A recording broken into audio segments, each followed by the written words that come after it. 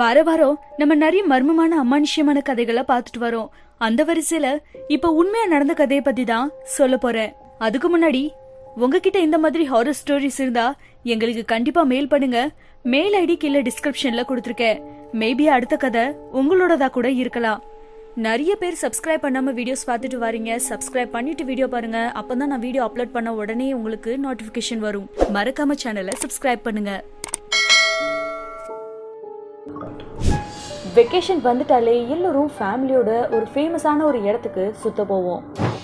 ஆனால் நான் சொல்லுற இந்த இடத்துக்கு போன ஒரு ஃபேமிலி இறந்து போயிருக்காங்க.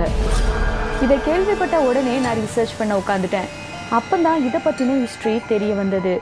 அப்படி அங்கே என்னதான் நடந்துச்சுன்னு இந்த வீடியோவில் நம்ம விரிவாக பார்ப்போம்.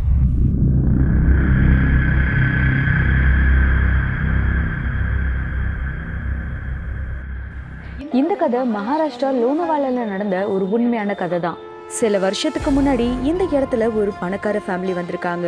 ஹஸ்பண்ட், ஒய்ஃப், அவங்க 16 வயசு உள்ள பொண்ணு ரொம்பவே சந்தோஷமா அந்த இடத்துக்கு வந்திருக்காங்க. ஆனா அந்த சந்தோஷம் அந்த ஃபேமிலிக்கு ரொம்ப நாளைக்கு நிலைக்கல. ஏன்னா யாரோ அவங்கள ரொம்ப கொடூரமான முறையில அவங்களோட கார்ல கொண்டு போட்டிருக்காங்க. அண்ட் இந்த விஷயம் நடந்த அடுத்த நாளே அந்த இடத்த அபேண்டன் பண்ணிட்டாங்க. அந்த இடத்துல ஆள் நடமாட்டம் இல்லாமல் இருந்ததுனால அந்த காரை திருட ஒரு திருடன் போயிருக்கான். அந்த கார் கிட்ட போகவும் ஒரு கருப்பு ஷேடோ அவனை பார்த்து கத்தி இருக்கு. இந்த சத்தத்தை கேட்டு அவன் பயந்து ஓடுறான். அண்ட் அங்கே உள்ள மக்கள் அந்த காருக்குள்ள 2 ஆத்மா இருக்கு அண்ட் அதை பார்த்ததாகவும் சொல்லுறாங்க. அந்த ராத்திரி நேரத்தில் யாரும் வந்தா அவங்கள ஏதாவது ஒரு முறையில் அந்த ஆத்மா டிஸ்டர்ப் பண்ணுவாங்களாம். அதனால அந்த இடத்துக்கு யார் கிராஸ் பண்ணினாலும் அந்த கார்ல கல்லை வீசுவாங்களாம்.